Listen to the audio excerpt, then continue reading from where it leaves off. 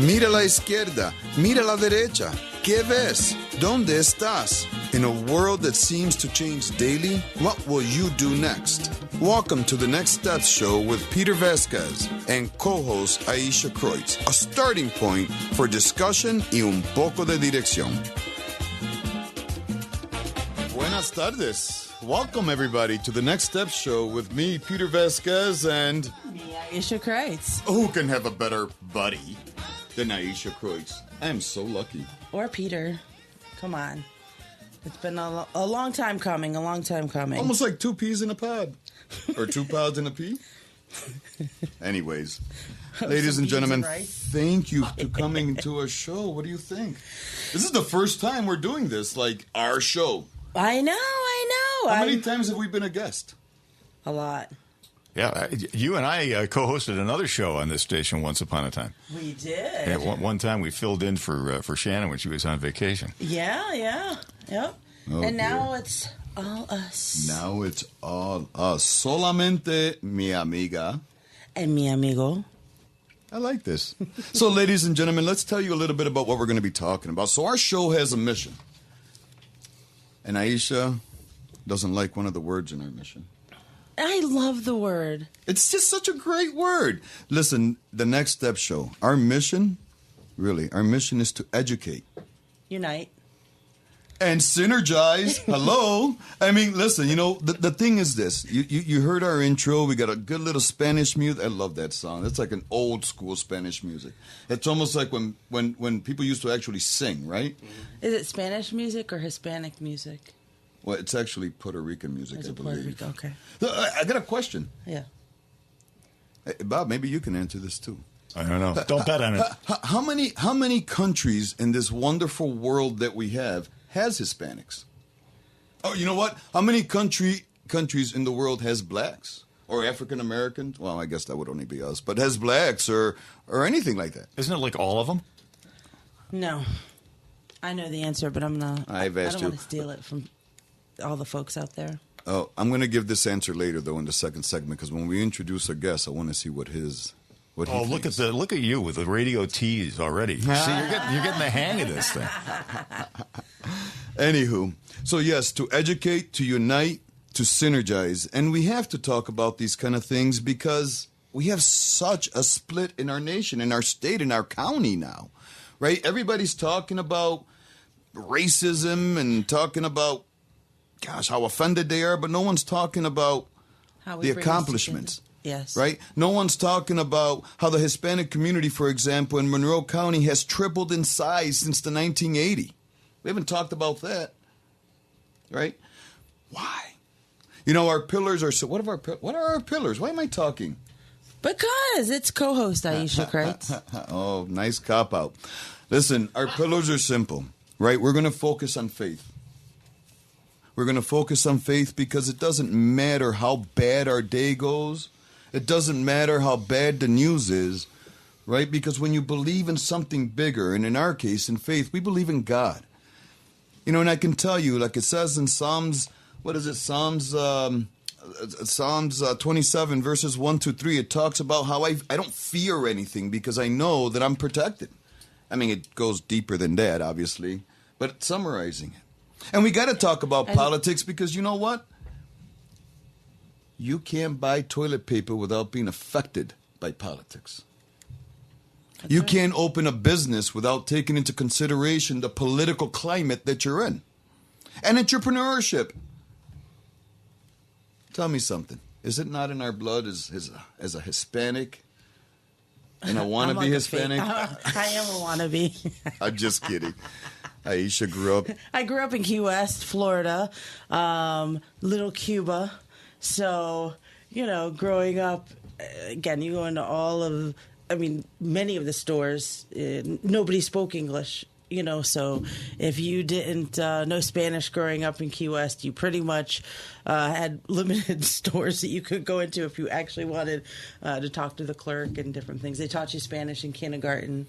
So yeah, and even growing up, coming out of it, all my kids, you know, my one daughter, we called her Muñequita, and just all the different things, and people would swear that we were Spanish, and I'm like, oh no, I'm not a Spanish bone in my body. If it was based on skin color, we'd be sisters or brothers and sisters. Yeah, very similar. Very, very similar. On that, what's that? The Pantone matching system. If we put like little chips up against you two, you'd be pretty much in the same category. Yeah, we would. And there is no such thing as really black and white anyway, right? We're all shades of brown. We're all shades of brown. Scientifically speaking. So, Even those without pigmentation, are they shades of brown? I mean, maybe if you're albino, I think is the only one that is not a. That doesn't fit into that category. Actually, it's a weird. Brown. Everybody's brown. Yeah, it's a weird concept anyway if you think about it, because if you look up the meaning of the word race, what race is simply sorting people by skin color. Right. Putting them in categories. It's like you could do the same thing by sorting them by eye color. Yep. It's kind of like, what's the point? Yep. And the cool thing, if we sorted by eye color. But eye colors, there wouldn't be like blacks or Hispanic, because you can go to Puerto Rico and see a young lady or a young man with really lighter than you, Bob, light skin, blue eyes. Oh, yeah. But jet black hair. So, hey, listen, we talk about faith and politics and entrepreneurship. Oh, go ahead. Interrupt me. No, I was going to say I was going to play into our clip. We're going to do that clip next know. one. We got a clip for you. But we do have. We talked about faith. We talked about politics. We're going to talk about entrepreneurship today. We have a great guest that is an entrepreneur. Happens to be Hispanic as well, right? Happens to be from Rochester. But yesterday, it was a crazy day. Yesterday in the city, boy, it was nuts. We used to talk about violence in the city, and we'd move out to the suburbs. Actually, in the Hispanic community, we've seen a significant increase in the suburban and a decrease in the urban centers as far as where we're living. But yesterday, Lee Zeldin came to visit us and had a rally out in Fairport. Yeah. And it was a pretty good attended. I happened to be there. Me and we were out campaigning, and we stopped by there to just to kind of see what he had to say. And he's running for governor, New York. Anyone who doesn't know. Oh, yeah, Lee Zeldin for governor. Yep, he's running for governor. And, some guy decided to go up on stage and pull out what looked like a brass knuckle with sharp edges on it and stab him. Yeah. I think he was helped up on the stage, that guy. Now, that's the bizarre part of this whole thing. But, if you see the news footage, and you can see it on any TV station site, and some of the national sites, too. It's like, how did he get so close? Yeah, what, he was just like he was there. He was there, yeah. And what gets me, though, is... okay, though. It's, again, kind of what you're talking about, though. Again, that move, into the... you don't really expect those type of things. And a lot of times, right, you do see, unfortunately... politicians, different people who maybe won't do something in the city because that something might happen, right? And then, you're like, hey, now you're out here in Fairport. This is not what's really supposed anywhere. To. It can happen anywhere. And we're seeing it more, again, the two shootings. With the two shootings, one police officer died as a result. That's insane. Yeah, it was an ambush. They were just responding to a call, and by the time you hear this, it'll be more known, because we're recording this show on Friday. I'm sure there will be more coming out about it, but it's as of the time that we're recording the show, there's been no arrest. There's been nothing. Right. Wasn't that guy released, the one that went after? Well, the Zeldin was, yeah. One, he was released. So, and it kills me. That leads us to the bigger picture, why this show is even in existence, right? Why is it that we're doing this along with the many others that are on the station and the others? When we talk about unity and we talk about politics, both of these situations were both politically motivated because of the lack of unity and the lack of work in some cases, and education and so forth. There's a bigger picture here. There is. And I think that when issues like this, when we talk about the violence that is happening across the nation, when we're talking about, right, whether it's defund the police, right, because that's more the political end of things, we have to be very careful, I think, as a society and a people, right, that we're not segregating out ourselves based on a political agenda, but instead saying, hey, guys, we have a violent problem. There is something going on in our society. How do we come together and have these conversations so that regardless if I live on Conkey and Avenue D, right, or in Fairport, my kid can walk down the street and I don't have to worry about it. And we should be able to come together and have those conversations. But once upon a time, you could. I grew up in the city. I grew up on Avenue D. I went to Carter Street Recreation Center, Avenue D Recreation Center. I went to the Baden Street. I went to number 9 school, number 22 school. You could walk the streets once upon a time. So, again, why do we do this show? Why do I want to synergize people? Why is it that we want to bring people together to get things done? Because it is possible. We haven't lost our soul as a nation or as individuals. We've lost our soul politically. Let me ask you. Let me ask both of you, because you make an interesting point here. Coming together, this is something that clearly there's a need for in this country, in this state, in this community. But is it not true that there are forces, and I think for ulterior motives, that are separating us, that are pitting us against each other? Of course. But if you know the wiles of the devil, if you know what it is that somebody is trying to do, and that's, again, me and Peter, I think we've been talking about this forever, right? If you know what they're trying to do, it is incumbent upon us to not allow them to do it. But we do. We all get triggered all the time. We're always going. And again, when we get to that clip next time, that's kind of where I go with that, actually, or how I felt about it. But when we're looking at these issues and somebody says something or does something that we may find contrary to what we believe, right? Half the time, they're doing it or saying it on purpose to try and divide us. Absolutely. So if we know that is happening, why are we allowing it to happen? So I'm going to ask this, and maybe we can talk about it later on after break. But who is they and the who's that we keep talking about? Who is it? Progressives, elitists, eugenicists, the proletariat, those people. Why? And because it's all about control and power. It's all about power. But wouldn't it make sense to ensure that we are all growing and excelling and achieving our own financial dreams and non-financial dreams, so that all of us can? Yeah, but that's not. I mean, that's never been the case. I mean, that's not what a tyrant does.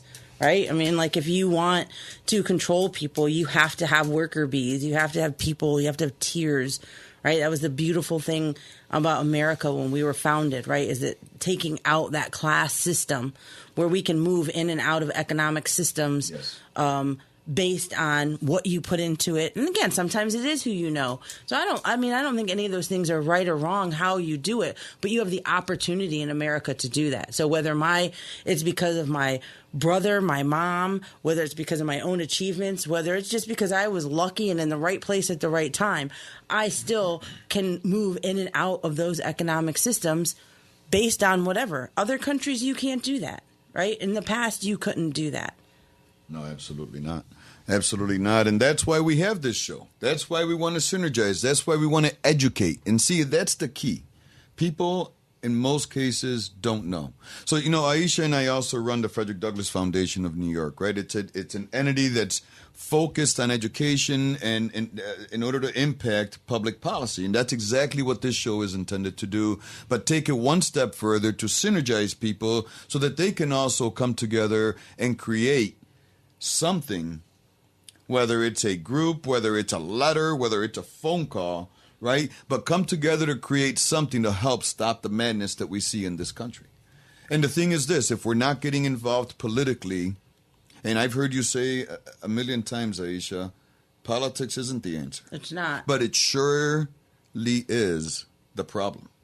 It is, yes, it surely is the problem. But again, politics isn't the answer in the sense of, right, that it is our faith and who we are and who we, again, look, all the writings of the founding fathers, Ronald Reagan, all of the answers to all of our woes are in the Bible. And so, yes, I do come from it from that perspective. And when you change the hearts and minds of people, politics will follow. When you're able to get people to be edified, encouraged, educated, and be able to put on that full armor of God, then when they have to go and stand against some of these things that really right? When we know, those of you listening know, it gets lonely out there, and they will try to come and destroy you at every turn. And if you don't have yourself grounded, tethered to, in my case, and again, I know not everybody's Christian, but in my case, if I'm not tethered to the Word of God, that means that I'm going to go to and fro. And when these political people come, want to offer you a job, want to do this, want to do somehow maneuver you, if you're not tethered to anything, you're going to go. And that's the problem. So we change the hearts and minds of people. Politics follows, not the other way around. And that's why people get, I believe, that's why you get tired. That's why you get very tired. I mean, all you got to do is look down south to see what the end result of this tyranny is. By looking at Venezuela, for example. I mean, that's in our time frame. We saw that evolve and we saw that happen. And to ignore it, I was talking, if you remember our buddy Luis Martinez, he has family still in Cuba. Do you know that there's people still dying as a result of the protests that they had back last year? The government is still targeting people there, but quietly.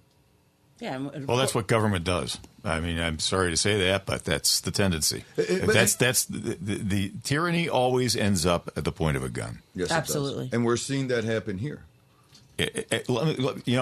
Pete, you're so right about that, because I'll tell you something. In 1999, I was in Venezuela. I was in a Venezuelan port city walking around, and I'm here to tell you, it looked like Western New York. Man. Everybody's out. They're driving around in SUVs. They're sitting out in cafes. They're going to the movies. They're going to the mall.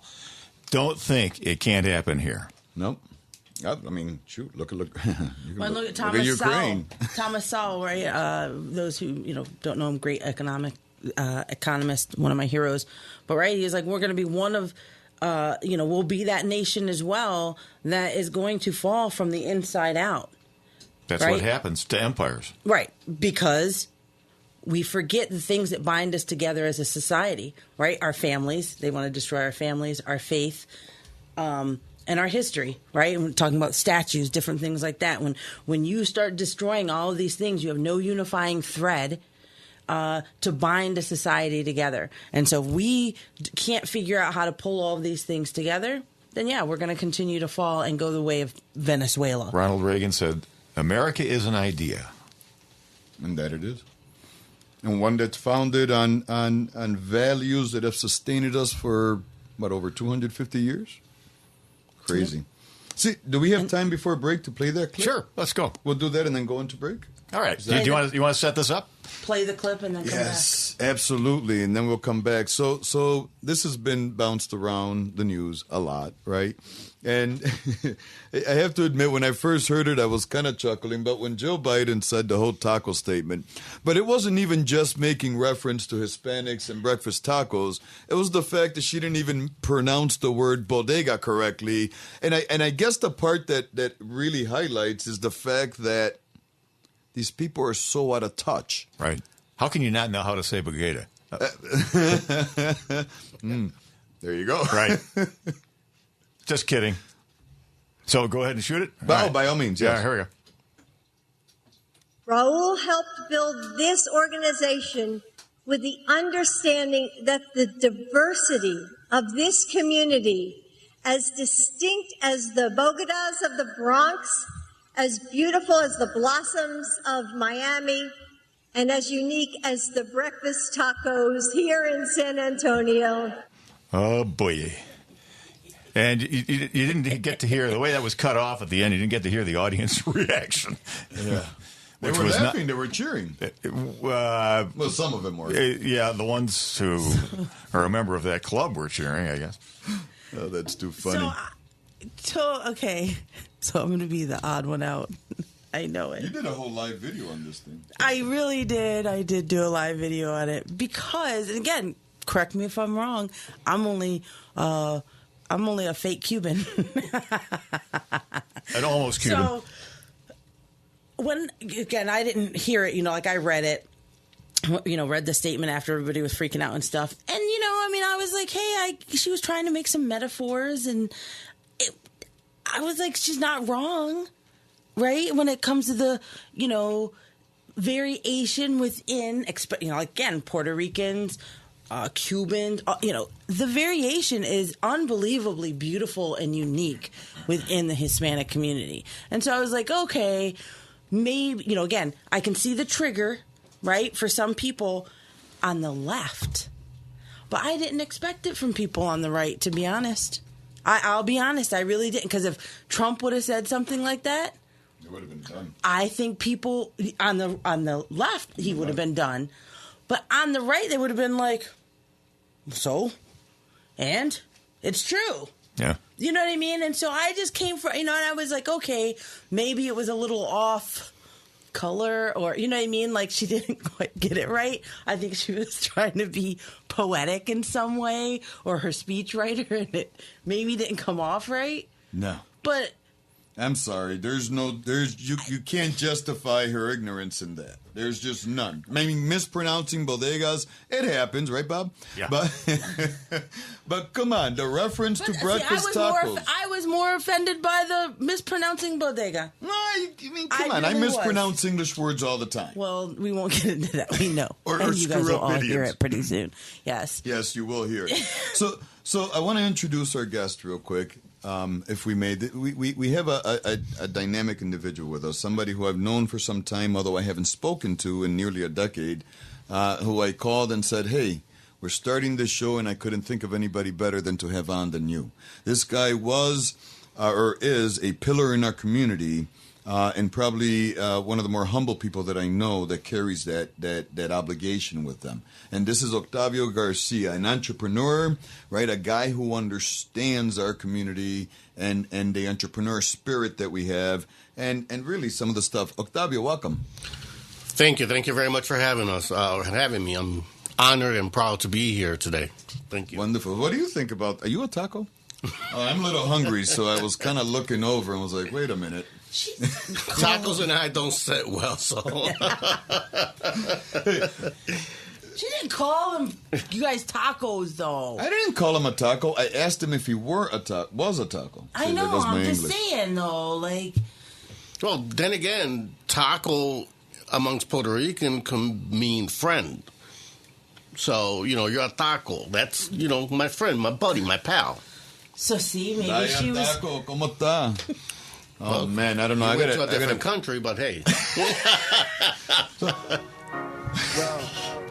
Ladies and gentlemen, you're listening to the Next Step Show with Aisha Kreutz and Peter Vasquez, or Peter Vasquez and Aisha Kreutz. We'll be right back. On the WISL station, tell a friend about the program. Thanks for listening. We'll be back with Next Steps.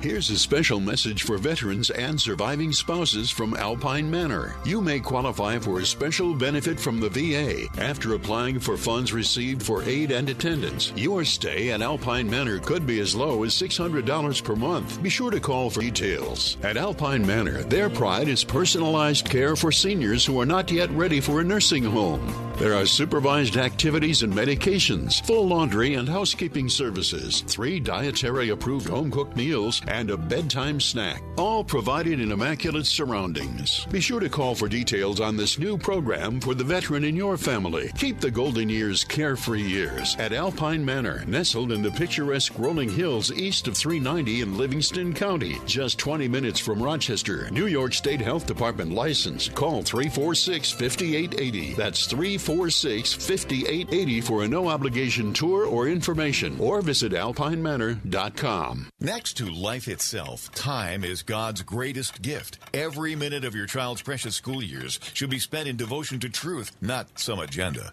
An Archangel School K-12 classic Catholic-based education fosters achievement, not conformity. Affordable, safe, small class sizes, and zero time wasted on CRT or Common Core. Your family values are honored, and parental involvement is warmly welcomed. Archangel School kids learn to soar, not march. 247-1112. Don't be warm in your home. Pick up the phone and call 270-5836. Wise Home Energy has been fixing uncomfortable homes since 2010. Does your AC struggle to cool your home? Then call Wise Home Energy, the experts in fixing uncomfortable homes. Ducted and ductless mini splits are the 21st century answer to heating and cooling your home. So don't be warm in your home. Pick up the phone and call Wise Home Energy at 270-5836 today. Peter Vasquez and Aisha Kreutz, The Next Step Show on the WYSL stations.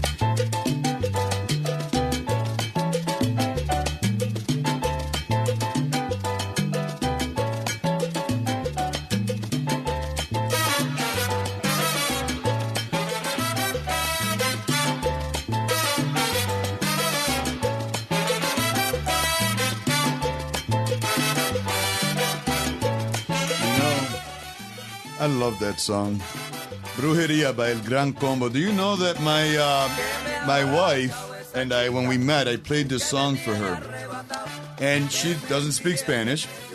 And so she took the song to her friend who did. And they told her that what it meant. And what is that? What does it mean? Well, brujeria is, Octavio, how do you translate brujeria? Witchcraft. Witchcraft. Oh. So when you say you did, so basically it's the song singing to a woman saying that you did, you have me under a spell. Well, it's like Frank Sinatra. It's witchcraft. There you go, I think. Same deal. You know, in Indiana, back in October of 2021, they had they have a Monroe County in Indiana, by the way. They had the first annual Monroe County event called The Complexities of the Latino Community. And a young lady stood up and she said, and I'm going to kind of cut it up a little bit here, but it said, she was speaking to the panelists, why do you generalize Hispanic and Latino community in general like it was one community? Where in reality it is a division of languages. What do you think? It's an interesting statement. Although we all do speak Spanish, it is different in many ways in different countries. We may say one word in Puerto Rico that means totally different in Mexico or South America, altogether. So... But even cultures are different, though. See, cultures are very different. I agree with that statement 100% because it is more than language. I mean, language is culture, but you're right. I mean, one word, the word bizcocho, for example, and if anyone's from Mexico and listening, I apologize if I offended you. But in Puerto Rico, it means cake. Yes. But in Mexico, it's a woman's cake. Oh, completely different meaning. Very offensive meaning. So. Anywho, I just wanted to point that out because we do have differences, and we have a huge Hispanic population here in Monroe County to the tunes of about 61,000 plus people countywide, I believe. That makes up what? Percentage-wise? Does anybody know percentage pretty good? I'm sorry, what was the number again? 61. 61,000? Well, the county's what, about 775. Something so like about, I'm thinking 8%. I think it would be a little higher than that, no? Could be. Could be. But a big percentage nonetheless, countywide. And 61% of the Hispanics that reside in the county live in the city. Right? However, numbers dropped considerably since 1980. Why? Again, you do real estate. It's difficult to say.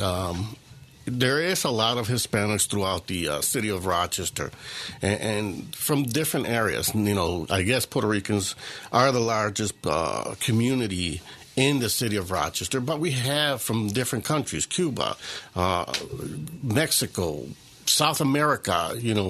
Dominicans. Okay. Not forget that one. My wife is Dominican. But, there's a huge Hispanic population. And the city of Rochester is where they go to first because it has always been affordable. Rents were low. There was different organizations that were there to help them out, get a start. Okay. Family friendly, But over the last few years, and I myself was born here in Rochester. So I was born and raised and lived here for many years, But like I did, there was a point in my life that I decided, you know what? I need to get out. I need to do something else. Okay. Why? It was just, as a teenager, the direction that I was taking was not the right direction. Okay. My personal belief is that if I had stayed, I don't know where I would be today. I don't think I would be the entrepreneur, the family man that I am today. The person who I am would not have existed. And that is such a common story. And what gets me is that I did the same thing. For me, it was the military, though. That's what I did. I joined the military and left Rochester, I was one of these weird teenagers. Thank you both for Why, serving. you did it too. I didn't serve. You didn't serve. Oh, but Military, sorry. gotcha. Went off Thank you. track. Yes, thank you for your service, Octavio, and to all the veterans out there. Absolutely.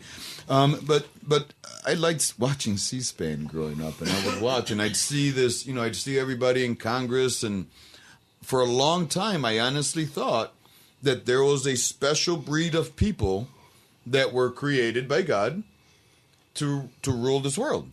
And remember, listen, I had family members telling me to stop looking beyond what I can see, because for a person in my circumstances, whatever that meant, I would never see anything more. You grew up watching politicians. I'm glad that you snapped out of that one, Peter. Ay. Yeah, it was interesting to me. Again, I didn't grow up in Rochester. So again, as I said before, I grew up in Key West. So very different. I traveled the States most of my life. But when you moved out of Rochester, where did you move to? Well, after I finished my tour with the military, one of my dreams had always been to work in New York City. The closest I could get was I moved to New Jersey with my father and lived there. I met my wife there, and we lived there for many years. After I had my first son, we decided to purchase our first home, which I did up in upstate Peekskill, New York. Okay. So. And then what made you come back then to Rochester? 9/11 did. Okay. 9/11. Okay. At that point we had 2 children. Okay. We were doing well. I mean, we couldn't afford a single-family home, but we started with a 3-family home, which was good. But 9/11 scared the living bejesus out of me. Okay. We were just too close to the city. My work constantly took me there. And I wanted to bring my family where I thought it was safe. Okay. Okay? Even though I had left for purposes that, makes no sense to some, I believed in my heart that I could bring my children back to Rochester or the surrounding areas and have them grow up here safe and happy. I mean, Right.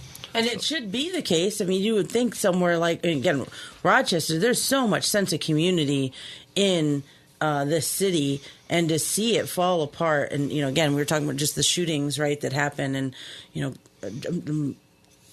just pray for those, the families of the police officers. I know one of them died, and then one that was shot as well, and to keep that in prayer throughout the week. But what is it that would make so much of the violence that we see happen?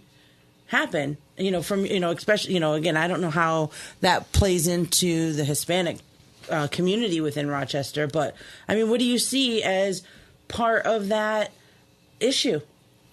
It's difficult to say. I mean, growing up, if you had asked me when I was a teenager, clearly back then it was prejudice. There's no question about it. Even areas in the city were segregated. If you were not lighter than, most people, you did not belong in those areas, and cops were called on you. Okay, so we were forced, or we are forced still today, in my opinion, to grow up in specific areas. Okay, work is not there, education is not there.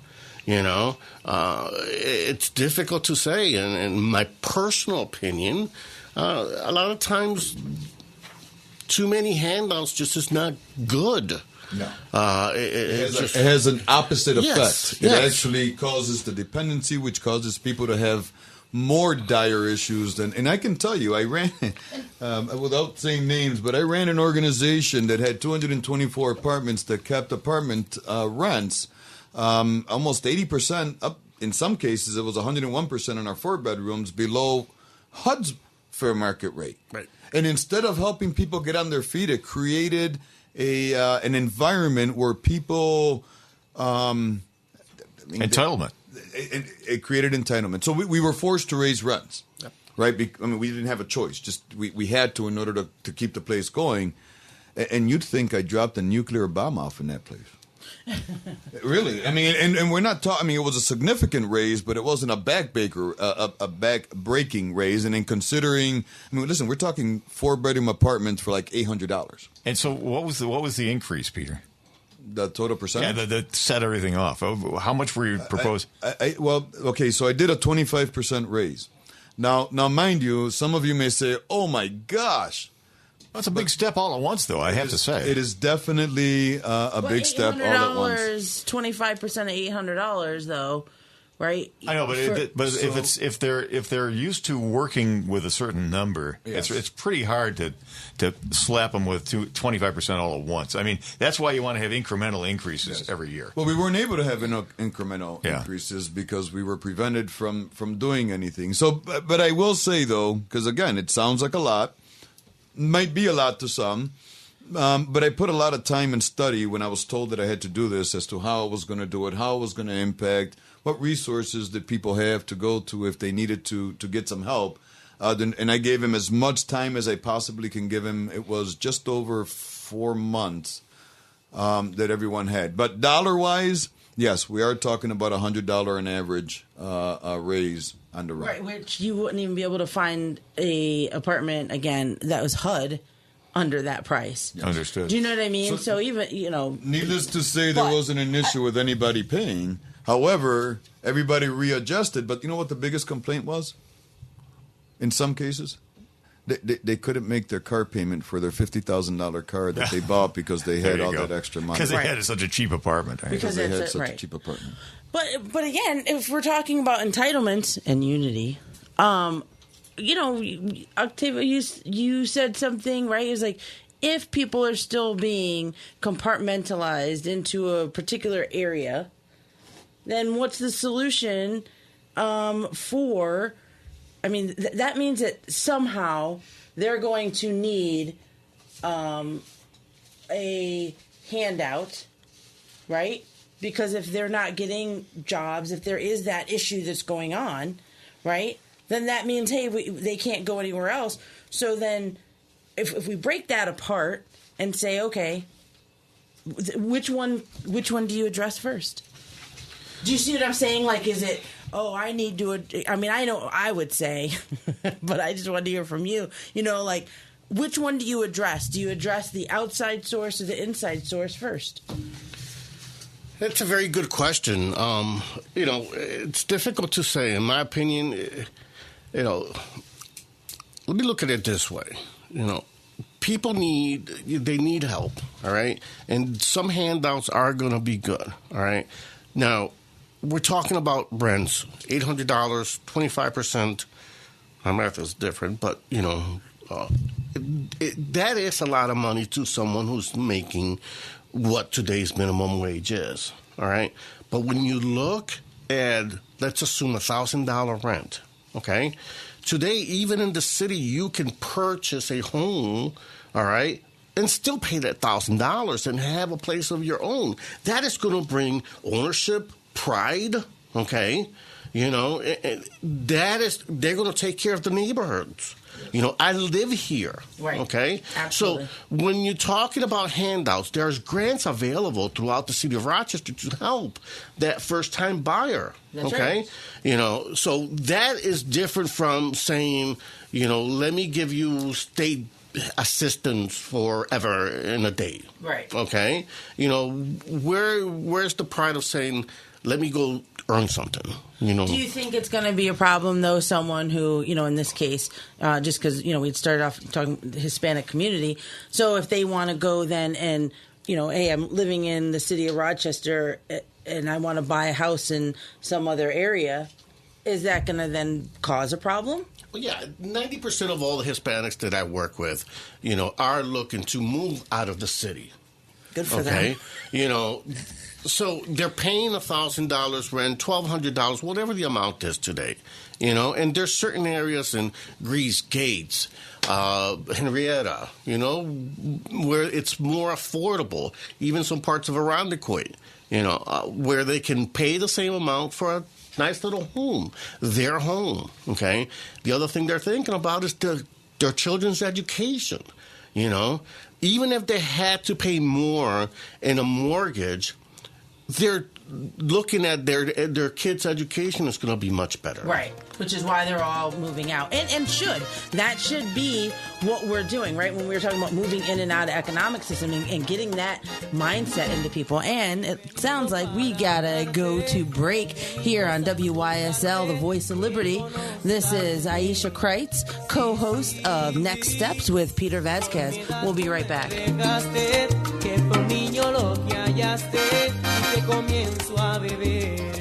no es así.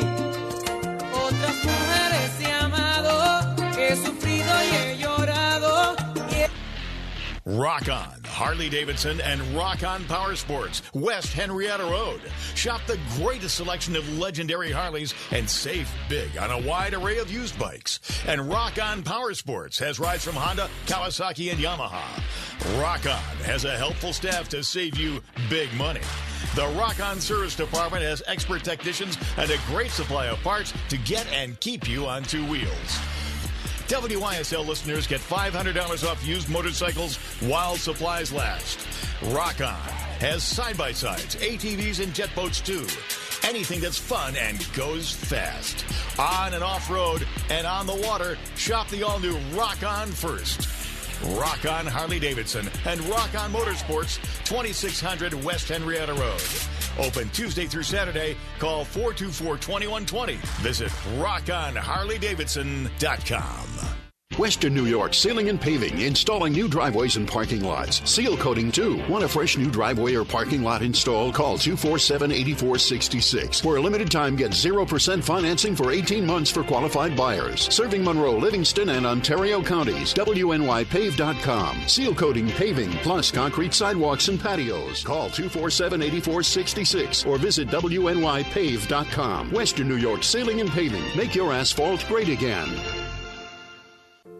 If you are dealing with chronic pain, Dr. Chirag Patel is now available in the Southern Tier. Serving Noyes, Jones, and St. James hospitals, Dr. Patel is an experienced pain management specialist. He offers steroid injections and many other procedures and has a special interest in the lumbar and cervical spine. Don't let chronic pain impact your quality of life. Ask your doctor for a referral or call 585-243-0150. Next Steps with Peter Vasquez and Aisha Kreutz on the WYSL stations. You know I like my chicken fried, cold beer on a Friday night, a pair of jeans that fit just right, and the radio up. I like to see the sunrise, see the love in my woman's eyes. All right, we are back with this time we're going to do free soup every week. We will have a short segment, free soup with the extraordinary machine, Aisha Kreitz. Just my quick thoughts of the week. And I figured this time I'd start off with something a little new, different. Since we live in weird times, there's no surprise, there's no shortage of weird questions. So, if increasing carbon dioxide in the atmosphere caused the globe to warm, why is there more carbon dioxide in the atmosphere in the winter than in the summer? If mostly gay men are getting monkeypox, why is the government not telling gay men to quit it with all the randos? If you care so little about this most precious victim group, the gays, what makes you think that the government actually cares about you? If the government's COVID vaccine worked, why wouldn't they have banned it like they did ivermectin and hydrochloroquine?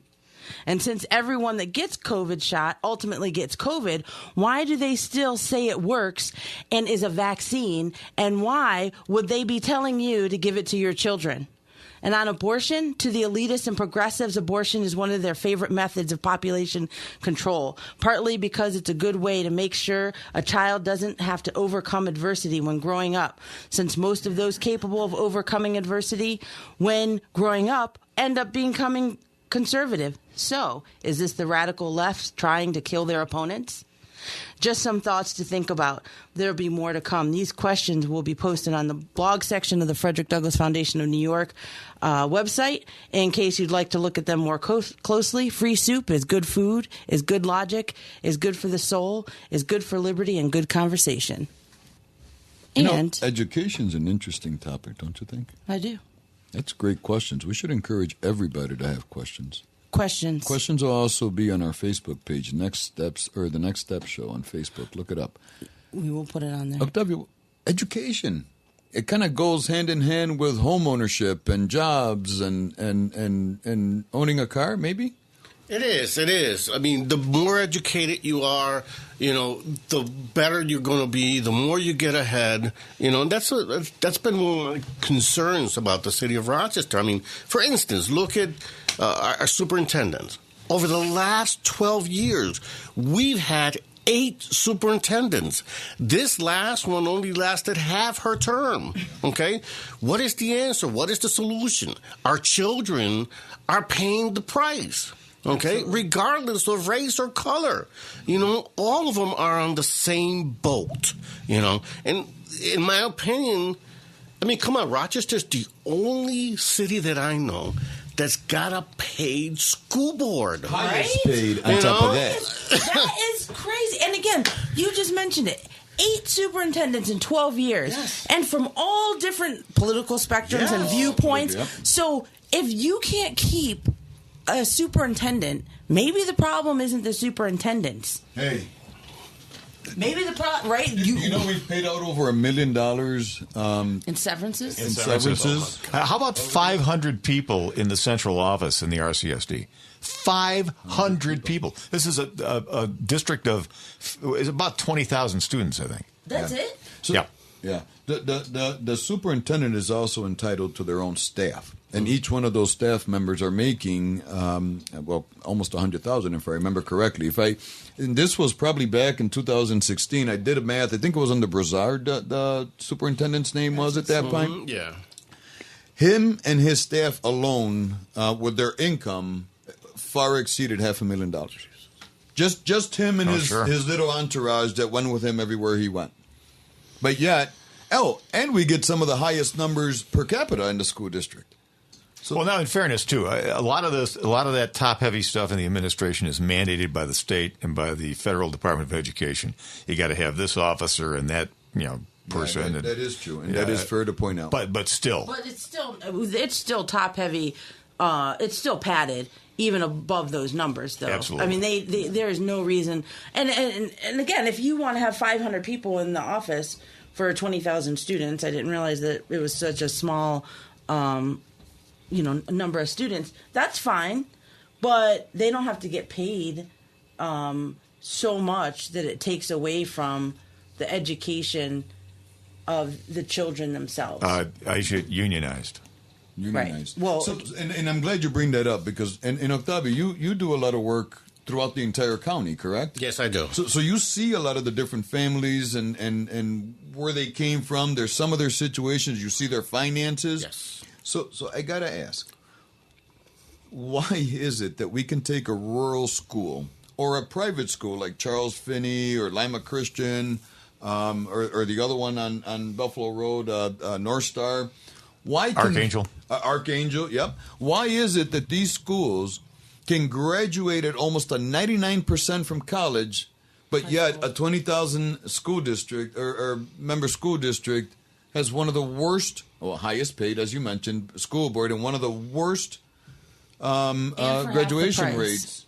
And for half the price. And they do it for half the price. I think it's because it's not about education. I think it's about, again, it's an institution. These things tend to take on lives of their own, and they have an immune system, and they have a reproductive system. So they're constantly, growing and bloating and they're very insular. They fight off any any attempt to dismember them. Yes, they do. Well, and doesn't that go back to the superintendent issue? It right? goes back to the higher ups. I mean, and let's not forget, Eugenio Maria de Hostos has been a newer charter school in the city of Rochester. Yes. You know, I don't know how far back it goes, maybe 4 or 5 years, a little longer. But the graduation rate, it's through the roof. Yes, I mean, it's much greater than the city of Rochester. You know, I've heard people say it's because they're selective. These charter schools, they're selective in the students that they, you know, is that true? Is that why they're doing so well? Because I know Finney wasn't like that. Finney, yeah, you had to take an entrance exam because, I mean, you gotta, but that exam was mostly more focused on can they handle the rigorous work that we have. And even if a student didn't do as well on an entrance exam, but showed that they had the determination and the willingness to do the work, we'd accept them.